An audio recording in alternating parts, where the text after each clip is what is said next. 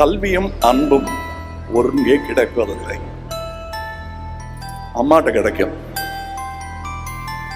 அகரத்துல கிடைக்கும். எந்த தகுதியுமே இல்லாத ஒருத்தனை நீங்க நடிகனை ஆக்குனீங்க, நீங்க சூர்யாவா பார்த்தீங்க, எனக்கு இந்த வாழ்க்கையை கொடுத்தீங்க.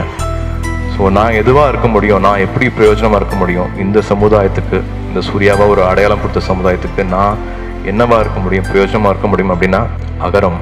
அழகானது நம்மளுடைய இந்த அகரத்துல 51 டாக்டர்ஸ் இந்த மேடையில இருக்காங்க. அகரம் இன்று மருத்துவர்களாக்கி அழகு பார்க்கிறது. அகரம் எப்படின்னா அவங்க காலேஜ் சேர்த்து விட்டுட்டோட நிறுத்த மாட்டாங்க. அதுக்கப்புறம் நமக்கு என்ன தேவைன்றது அவங்க ரொம்ப குறிக்கோளா இருப்பாங்க. ஏன்னா பிள்ளைங்களை சேர்த்து விட்டுட்டா அதுக்கப்புறம் எப்படி வேணா போட்டு அப்படிலாம் விட மாட்டாங்க. எனக்கு ஒரே ஒரு கனவு மட்டும்தான், எங்க அம்மா அப்பா வந்து நிம்மதியா தூங்க வந்து 4 ரூம் இருக்க மாதிரி ஒரு வீடு வேணும்ன்றது தான் என் லட்சியமா இருந்துச்சு. நான் ரொம்ப பெரிய வீடு கட்டிட்டேன். நான் சொன்னல எங்க கிட்ட இருந்த ஒரு வீடை பிடிங்கிட்டாங்க அப்படின்னு சொன்னல. 10 வருஷம் ஆச்சு. அந்த 10 வருஷம் கழிச்சு எனக்கு அகரம் கொடுத்த கல்வியால திரும்ப என் வீட்டை நான் மீட் எடுத்தேன். ஆனா எல்லாமே நான் லீகலா பண்ணேன். எனக்கு ரொம்ப சந்தோஷமா இருந்துச்சு.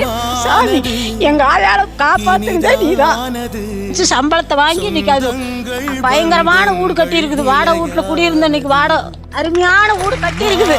திறமைகள் இருந்தும் பணம் ஒன்று மற்றும் கல்விக்கு தடையில்லை என்று எங்களுக்கு தோள் கொடுத்து தூக்கி விட்டாங்க என்னோட சூர்யா அண்ணா. இப்ப பல வெற்றிகளை கண்டு நான் உங்க முன்னாடி வந்து நிக்கிறேன். இப்ப 15 வருஷம் வாழ்க்கையை திரும்பி பார்த்தா நான் இந்த மேடையில நிற்பேன். நான் என்னால நினைச்சு கூட பார்க்க முடியல, அப்படிப்பட்ட வறுமை இருந்தாலும் இப்ப பல வெற்றிகளை கண்டு எனக்கு கீழே ஒரு 100 பேரை ட்ரைனிங் பண்றேன். இங்கிலீஷ் பேசுறது கூட எனக்கு கஷ்டமா இருந்துச்சு. அந்த ட்ரைனிங் எல்லாம் எனக்கு வந்து காலேஜை மட்டும் சூஸ் பண்ணி விடல, பல திறமைகளை எங்களுக்கு அகரம் கொடுத்தாங்க. இப்ப வந்து சூர்யானா நல்லா இருக்கீங்களா? நான் உங்ககிட்ட ஒண்ணு கேட்க போறேன்.